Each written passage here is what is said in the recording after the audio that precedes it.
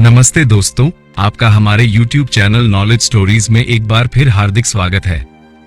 पिछले एपिसोड में आपने देखा कि कैसे एक अजनबी किराएदार विराज ने ऐन वक्त पर आकर रामवीर के परिवार को ठाकुर के चंगुल से बचाया और 7 लाख रुपए फेंककर हवेली की इज्जत बचाई। लेकिन कहानी में असली भूचाल तब आया जब सुमित्रा ने विराज के बैग में रामवीर के स्वर्गीय छोटे भाई की तस्वीर देखी और उधर विराज ने फोन पर कहा कि वो बचाने नहीं बल्कि बर्बाद करने आया है। आखिर क्या है इस हवेली का खूनी राज? तो फिर चलिए शुरू करते हैं एपिसोड 2। तो अपनी सीट बेल्ट बांध लीजिए। रात का समय हो रहा था। रामवीर और सुमित्रा के कमरे में मध्यम रोशनी है। सुमित्रा डर से कांप रही है और रामवीर खिड़की के पास परेशान खड़ा है। तभी सुमित्रा घबराती हुई आवाज में बोली, मैं सच कह रही हूं जी, मेरी आंखें धोखा नहीं खा सकती। उस बैग में जो तस्वीर थी वो आपके छोटे भाई रघुवीर की ही थी और विराज की वो आंखें हूबहू रघुवीर जैसी हैं। 20 साल पहले जब रघुवीर का इस हवेली में कत्ल हुआ था तब उसका 10 साल का बेटा राज भी गायब हो गया था।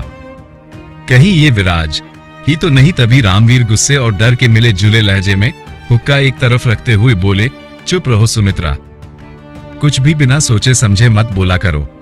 रघुवीर का किस्सा 20 साल पहले खत्म हो चुका है और अगर वो रघुवीर का बेटा राज होता तो आज हमारे पैरों में 7 लाख रुपए फेंककर हमारी जान नहीं बचाता। वो कोई बड़ा रईस आदमी है जिसे शहर में शांति नहीं मिली। फालतू का वहम पालना बंद करो और चुपचाप सो जाओ और हमें भी सोने दो। इतना कहने के बाद रामवीर ने बत्ती बुझा दी, लेकिन सुमित्रा की आंखों में डर साफ दिख रहा था और वो सो नहीं पा रही थी। अगली सुबह जब हवेली के आंगन में सुबह की धूप पड़ रही थी और आर्यन हाथ में चाय का कुल्हड़ लिए बड़े ठाठ से घूम रहा था, रामवीर भी आज थोड़ा सुकून में दिख रहे थे क्योंकि ठाकुर का कर्ज उतर चुका है। तभी विराज सीढ़ियों से नीचे उतरता है। आज उसने साधारण कुर्ता पजामा पहना है लेकिन उसका रौब वैसा ही था। आर्यन ने भागकर विराज के पास जाते हुए कहा, अरे वाह विराज भाई, आइए आइए, कल रात तो आपने कमाल ही कर दिया। ठाकुर के सामने रॉकस्टार की तरह एंट्री मारी और खचाखच नोट। सच बताऊं भाई, आपको देखकर मेरी तो लॉटरी लग गई। अच्छा ये लीजिए गर्मा गर्म चाय। विराज ने चाय का कुल्हड़ लेते हुए चेहरे पर एक रहस्यमयी मुस्कान के साथ कहा, शुक्रिया आर्यन। तभी विराज ने कहा, वैसे तुम्हारे बाबूजी नजर नहीं आ रहे? तभी रामवीर पीछे से आते हैं लेकिन उनकी आवाज में थोड़ी नरमी है लेकिन कड़कपन अभी भी है। यही हूं विराज। कल रात जो तुमने किया उसके लिए शुक्रिया कहना तो बहुत छोटा शब्द होगा, लेकिन एक बात समझ नहीं आए, तुम इतने अमीर हो तो इस टूटी फूटी हवेली के एक सीलन भरे कमरे में क्यों रहना चाहते हो? विराज रामवीर की आंखों में देखते हुए और गहरी आवाज में बोला, रामवीर जी, कुछ जख्मों को सुखाने के लिए उसी मिट्टी की जरूरत होती है जहां वो जख्म मिले थे। मुझे इस हवेली की दीवारों से एक अजीब सा जुड़ाव महसूस होता है। ऐसा लगता है जैसे यहां मेरा कुछ बहुत कीमती खो गया था जिसे ढूंढने में वापस आया हूं। रामवीर विराज की बातें सुनकर थोड़ा असहज हो जाता है। तभी हवेली के बाहर अचानक गाड़ियों के हॉर्न की आवाज सुनाई देती है। गांव के सरपंच और ठाकुर साहब 2 पुलिस वालों के साथ हवेली में दाखिल होते हैं और ठाकुर के चेहरे पर एक कुटिल मुस्कान है। ठाकुर साहब चिल्लाते हुए बोले, अरे ओ रामवीर, बाहर निकल, कल तो बड़ा उछल रहा था ना अपने इस नए मुनीम के दम पर, आज कानून का डंडा चलेगा।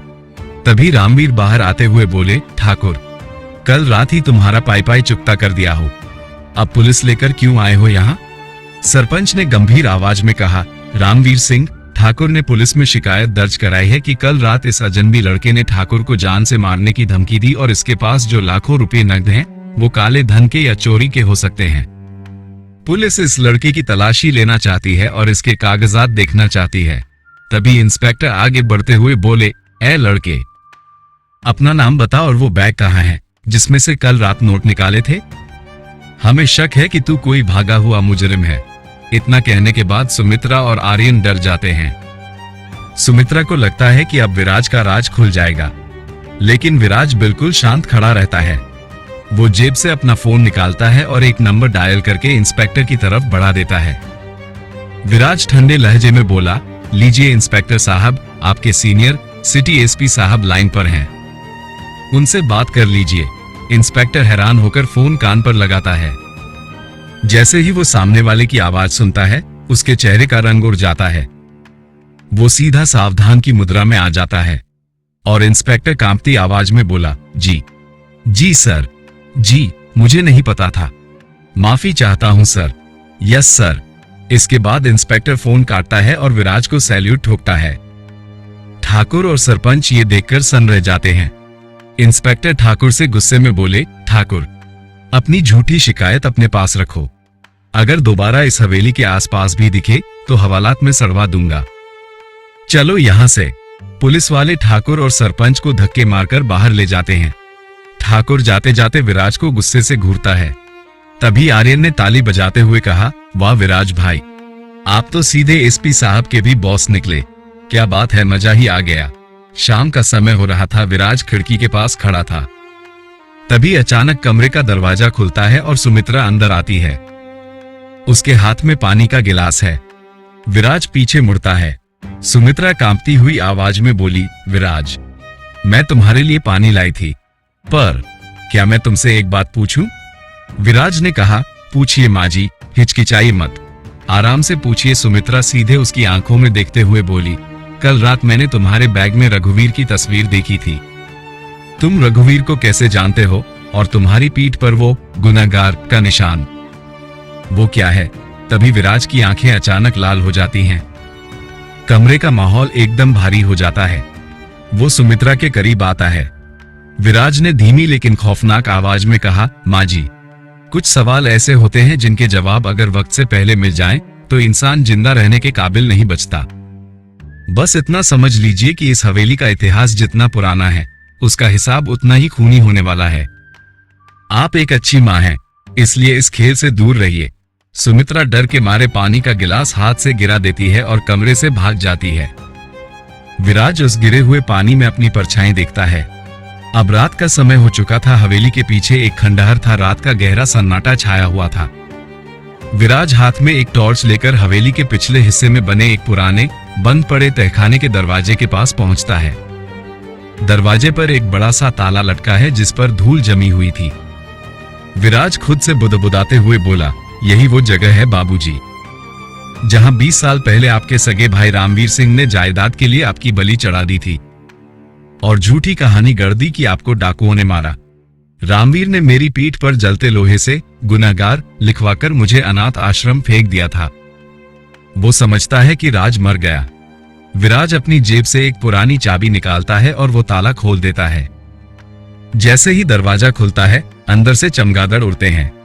विराज टॉर्च की रोशनी अंदर मारता है जहां एक पुरानी तिजोरी रखी थी। विराज क्रूरता से मुस्कुराते हुए बोला, रामवीर सिंह, तुमने ठाकुर का 7 लाख का कर्ज तो चुका दिया, लेकिन जो खून का कर्ज इस राज पर बकाया है, उसका सूद समेत हिसाब करने का वक्त आ गया है। शुरुआत तुम्हारे चहेते बेटे आर्यन से होगी। विराज ने फोन निकालता है और किसी को मैसेज टाइप करता है, प्लान का दूसरा हिस्सा शुरू करो, आर्यन को जाल में फंसाओ। विराज के चेहरे पर एक भयानक प्रतिशोध की चमक थी। तो दोस्तों, देखा आपने, विराज कोई मसीहा नहीं, बल्कि रामवीर के अतीत का वो खौफनाक सच है जो तबाही बनकर लौटा है। विराज ही रामवीर के स्वर्गीय भाई रघुवीर का बेटा राज है। अब क्या करेगा विराज? कैसे फंसाएगा वो आर्यन को अपने जाल में? और क्या सुमित्रा रामवीर को विराज का असली सच बता पाएगी? जानने के लिए देखते रहिए सिर्फ और सिर्फ करोड़पति किराएदार। अगर आपको यह एपिसोड पसंद आया हो तो वीडियो को लाइक करें, चैनल को सब्सक्राइब करें ताकि एपिसोड 3 आपसे मिस ना हो, और कमेंट में जरूर बताएं कि क्या रामवीर को अपने किए की सजा मिलनी चाहिए। तो फिर आज लेते हैं विदा, मिलते हैं अगले एपिसोड में। तब तक देखते रहिए नॉलेज स्टोरीज यूट्यूब चैनल। आप सभी लोगों का बहुत बहुत धन्यवाद।